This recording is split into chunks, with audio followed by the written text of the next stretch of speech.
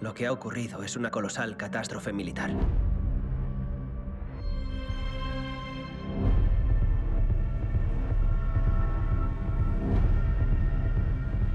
Seguiremos hasta el final.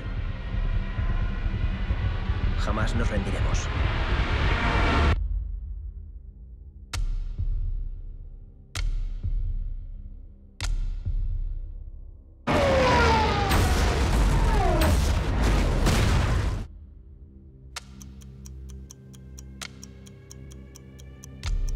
Se ha dado aviso. Tenemos que ir a Dunkerque. Preparados a popa. ¿Qué estás haciendo? Ya sabes dónde vamos. ¡A la guerra, George! Puedo ser de utilidad, señor. ¡Uno de los nuestros! ¡Me tiene a tiro! Lo tengo a tiro.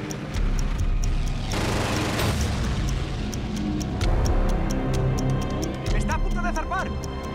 ¡Vamos!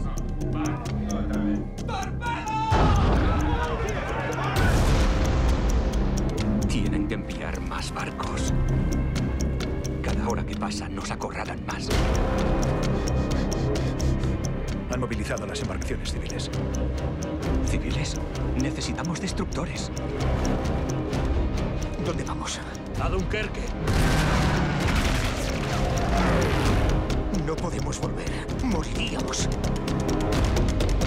Sois marineros aficionados, no la maldita armada. ¡Deberíais estar en casa! No podemos esconder la cabeza, hijo. Tenemos un trabajo que hacer. ¡De la vuelta! Combatiremos en las playas. Combatiremos en las zonas de desembarco. Jamás nos rendiremos. Jamás nos rendiremos. Jamás nos rendiremos. ¿Dónde demonios está la Fuerza Aérea?